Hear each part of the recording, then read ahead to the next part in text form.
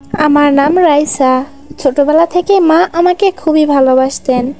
আমি ছিলাম তার চোখের মণি, তার আদরের ধন। কিন্তু বড় হতে হতে আমি যেন মাকে ভুলতে বসেছিলাম। জীবনের ব্যস্ততা, বন্ধুদের সঙ্গে আড্ডা, সামাজিক যোগাযোগ মাধ্যম, এইসবের মাঝে মায়ের প্রতি আমার ভালোবাসাটা ধীরে ধীরে কমে গিয়েছিল। আমার মা খুবই সাধারণ একজন মানুষ। সারাদিন সংসারের কাজ করতেন, আমাদের দেখাশোনা করতেন, বাবার খেয়াল রাখতেন।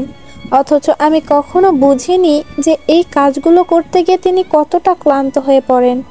আমি যখন কলেজে উঠলাম তখন থেকে মায়ের সঙ্গে দূরত্ব বাড়তে লাগলো। মা বারবার বলতেন, একটু আমার সঙ্গে বসো, সারাদিন ব্যস্ত থাকো, আমি তো তোমার মা, তোমার সঙ্গে একটু গল্প করো। কিন্তু আমি সব সময় কোনো না কোনো অজুহাত দেখিয়ে এড়িয়ে যেতাম। মা হয়তো মনে মনে কষ্ট পেতেন, কিন্তু কখনো আমাকে সেটা বুঝতে দিতেন না। আমি যখন বিশ্ববিদ্যালয়ে ভর্তি হলাম তখন মায়ের সঙ্গে আমার কথাবার্তা আরও কমে গেল। সারাদিন ক্লাস, বন্ধুদের সঙ্গে আড্ডা, মোবাইলের স্ক্রিন, এসবের মাঝে আমি যেন মায়ের অস্তিত্বই ভুলতে বসেছিলাম। মা মাঝে মাঝে বলতেন, রাইসা, খেতে বসেছো? আজ তোমার প্রিয় তরকারি রান্না করেছি। আমি হয়তো এক হাত দিয়ে মোবাইল চালিয়ে আরেক হাতে খাবার তুলে দিতাম। মায়ের চোখের দিকে তাকাতাম না।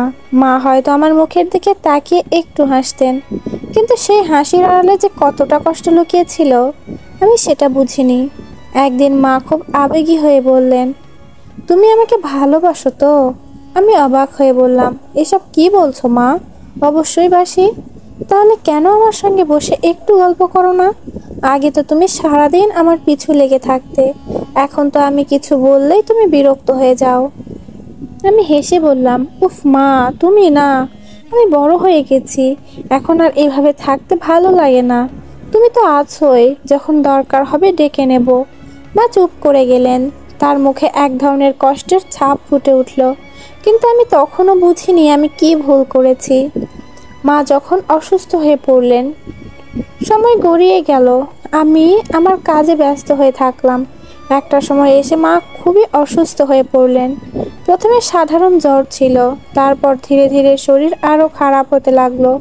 আমি তখনও গুরুত্ব দেইনি, ভাবলাম সাধারণ অসুস্থতা, ঠিক হয়ে যাবে। কিন্তু কয়েকদিন পর মা একেবারে বিছানায় পড়ে গেলেন। বাবা আমাকে ডেকে বললেন, মা খুব অসুস্থ রাইছা, ওকে হাসপাতালে নিতে হবে। আমি যেন ভেতর থেকে কেঁপে উঠলাম। মা এতদিন অসুস্থ ছিলেন, অথচ আমি খেয়ালই করিনি।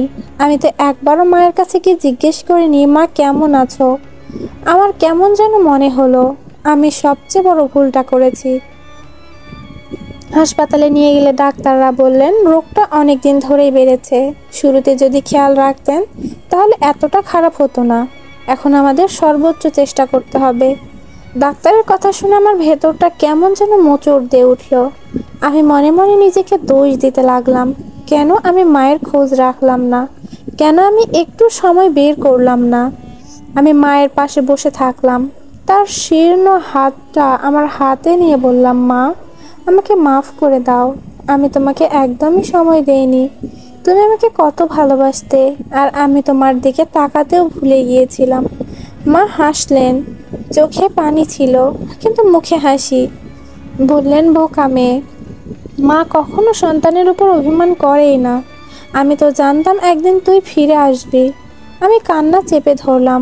এত ভালোবাসার পরও আমি মাকে অবহেলা করেছিলাম। সেদিন আমি প্রতিজ্ঞা করলাম আর কখনো মাকে অবহেলা করব না।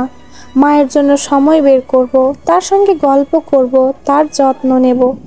এই গল্পটা আমার মতো অনেকের জন্য একটা শিক্ষা হতে পারে। আমরা হয়তো নিজেদের জীবনে এতটাই ব্যস্ত হয়ে যাই যে আমাদের সবচেয়ে আপনজনকে ভুলে বসি, কিন্তু সময় চলে গেলে অনুশোচনা করা ছাড়া কিছুই থাকে না। তাই এখন থেকেই আমাদের সচেতন হতে হবে।